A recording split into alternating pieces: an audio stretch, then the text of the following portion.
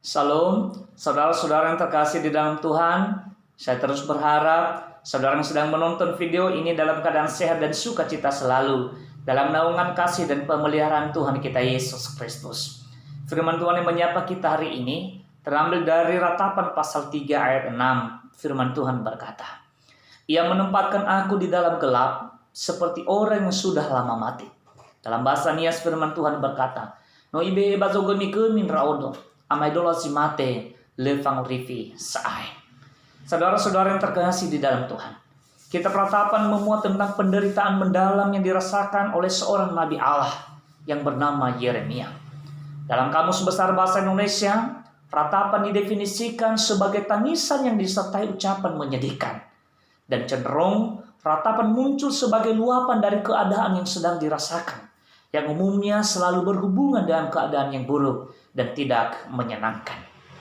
Penderitaan mendalam Nabi Yeremia ini disebabkan oleh kebebalan bangsa Yehuda yang menolak untuk menaati Allah, sekalipun Yeremia sudah mengajak mereka. Sehingga murka Allah tidak terhindarkan kepada mereka. Dan Nabi Yeremia telah menyaksikan sendiri kehancuran daripada Yerusalem, serta bait Allah di dalamnya, dan melihat orang-orang sebangsanya seketika diangkut ke pembuangan. Keadaan yang buruk demikian mendatangkan kedukaan yang mendalam di hati seorang Nabi Yeremia. Dan keadaan itu seolah menimpa dirinya juga. Dan dirasakannya bagaikan pukulan yang menyusupkan daging, menyusupkan kulit, dan terasa tulang-tulang seolah patah, serta bagaikan dikelilingi tembok kesedihan dan kesusahan. Hal ini boleh kita melihat di dalam Ratapan pasal 3 ayat 1 sampai ayat 5. Selanjutnya saudara, pada nats renungan dari Ratapan pasal 3 ayat 6 ini, Yeremia mengamati dirinya seolah ditempatkan Allah di dalam dunia kegelapan, seperti orang yang sudah lama mati. Di sini Yeremia menyadari betul akan keberadaan dirinya, bahwa ia tidak mampu memulihkan keadaan yang sedang terjadi ini, dan bahwa apa yang terjadi pada bangsanya ini adalah seizin dan di bawah kendalinya Tuhan.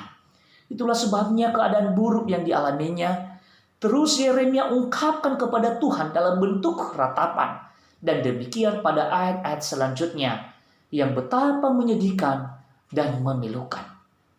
Saudara yang dikasihi oleh Tuhan, keadaan yang membuat Yeremia meratap boleh jadi menyerupai keadaan yang dirasakan oleh Yesus di atas kayu salib ketika Yesus berseru, "Eloi, Eloi, lema sabachthani."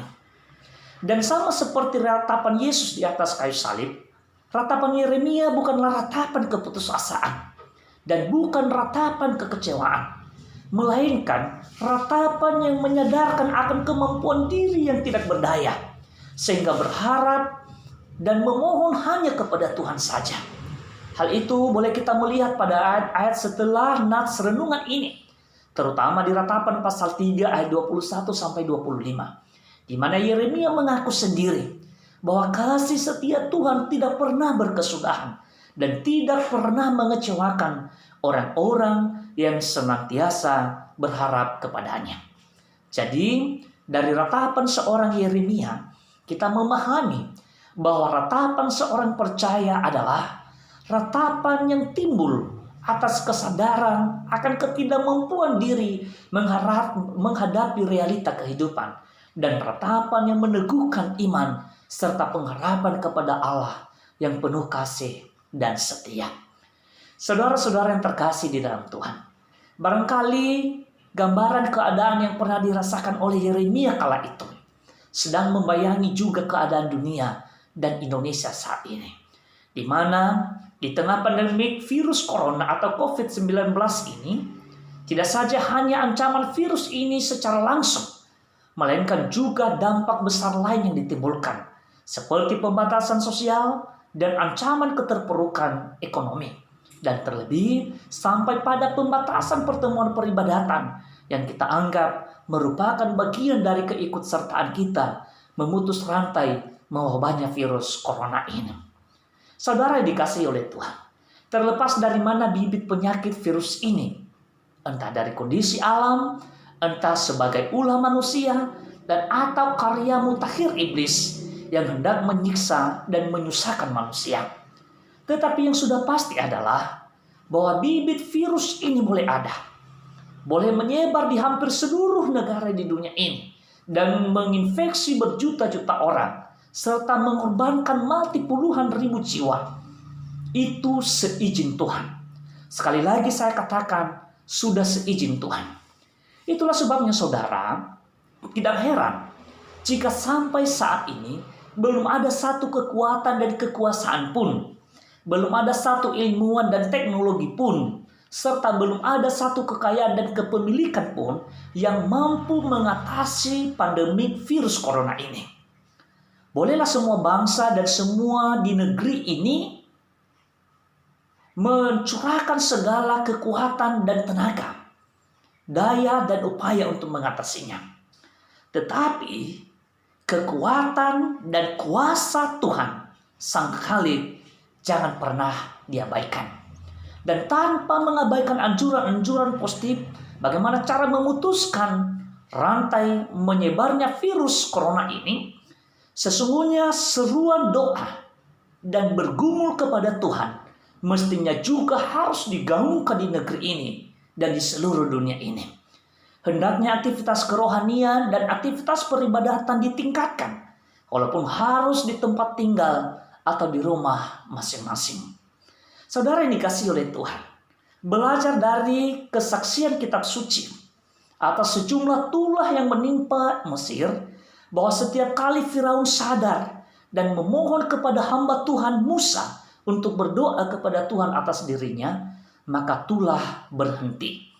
Demikian juga pemusnahan kota Niniwe ditunda oleh Allah pada masa Yunus, oleh karena bangsa itu bertobat dan merendahkan diri di hadapan Tuhan.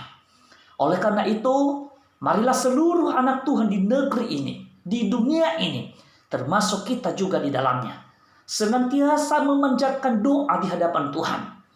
Itulah senjata ampuh kita memenangkan peperangan atas pergumulan dunia saat ini. Katakanlah kepada virus corona, "Hai virus corona, kau betapa kecil dan sangat-sangat kecil. Sedangkan Tuhanku besar dan sangat-sangat besar." Haleluya.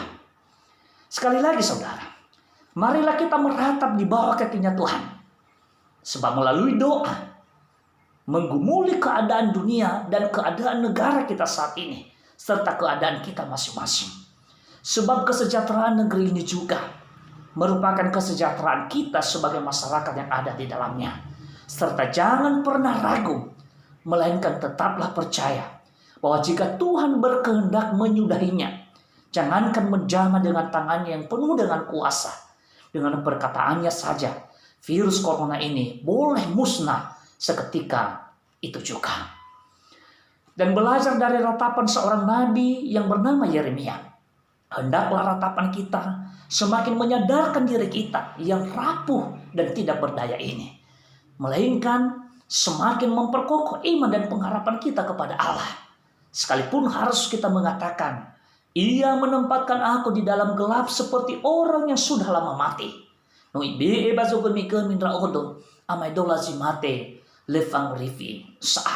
Ratapan pasal 3 ayat 6. Selamat meratap layaknya ratapan seorang percaya, dan selamat beraktivitas bersama Tuhan sepanjang hari ini. Demikian firman Tuhan yang menyapa kita hari ini. Dan kiranya Roh Kudus yang terus membimbing dan mengarahkan kehidupan setiap kita. Tuhan Yesus memberkati. Amin. Saudara-saudara yang terkasih di dalam Tuhan, saya Pendeta Agustiar Laian.